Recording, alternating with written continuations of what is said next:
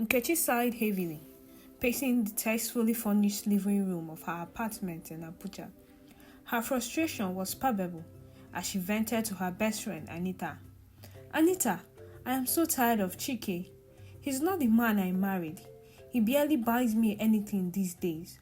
When was even the last time he even took me out or surprised me with a gift? Honestly, I feel like I'm wasting my time. Anita leaned back, her lips coiling into a faint smile as she sipped her wine. Nkechi, you are too young, too beautiful and too smart to let a man like Chike waste your years. Abuja is filled with men who can provide the life you deserve. Why settle for nonsense? Nkechi hesitated, but we have been through a lot together. When Chike lost his job 2 years ago, I was there. He promised things would get better. Anita waved her hand dismissively. Promise? Nkechi, please. A real man doesn't promise. He delivers. You have done your part, and you have waited long enough. It's time to think about you. Do you want to wake up 10 years from now still complaining about the same man? Let him go. In the weeks that followed, Anita's words kept replaying on Nkechi's mind every argument which Chike now felt magnified. Every small inconveniences, a sign that their marriage was failing. One evening, after a particularly heated argument with Chike over finances, Nkechi called Anita in tears. I can't do this anymore, Anita. He doesn't listen to me, and he makes me feel like I am asking for too much. Of course he doesn't listen, Anita replied coolly. Men like Chike think they can quote life while their wives carry all the weight. Nkechi, I have told you before, you are not a doormat. Let him go. You will be shocked how much lighter you will feel. Nkechi sat on her bed, staring at the packed suitcase in the corner of the room. Chike had left for work that morning, unaware that his wife was planning to leave. When he returned that evening, Nkechi met him at the door. Chike, I can't do this anymore. I need space, and I need to find myself again. This marriage isn't working for me. Chike was stunned. Nkechi, what are you talking about? We can fix this. I love you. But Nkechi shook her head. Love? Love isn't enough, Chike. I deserve better. After moving into a small apartment, Nkechi began attending social events Anita invited her to. Anita seemed to be living a dream life, new outfits, luxury bags, and endless confidence.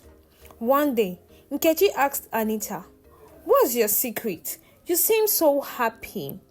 Anita laughed, her voice light but laced with something unreadable. Happiness, my dear, Nkechi, is about making bold decisions. Sometimes you have to reach out and take what is meant for you.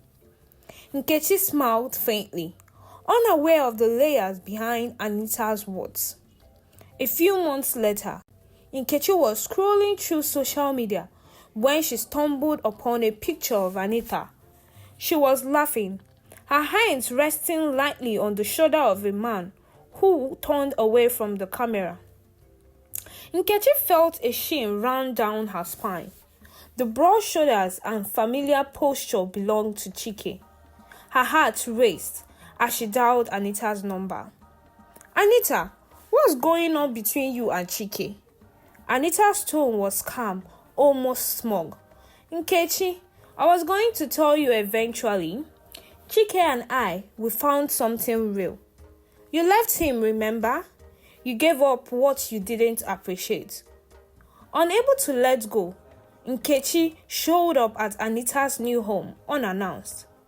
Her worst fears was confirmed when Chike answered the door, looking uncomfortable but resolute. "Why, Anita? Why would you do this to me?" Nkechi demanded, her voice trembling.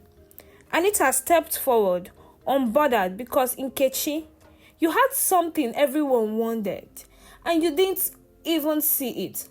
While you were complaining, I was listening. You were too blind to appreciate the good man you had and let your greed destroy everything. Don't blame me for picking up what you threw away. Nkechi's world shattered. Alone in her small apartment, she replayed every conversation, every warning sign she had ignored. Meanwhile, Anita and Chike's new life wasn't as perfect as it seemed. Chike began to notice Anita's manipulative tendencies, and their relationship turned sour.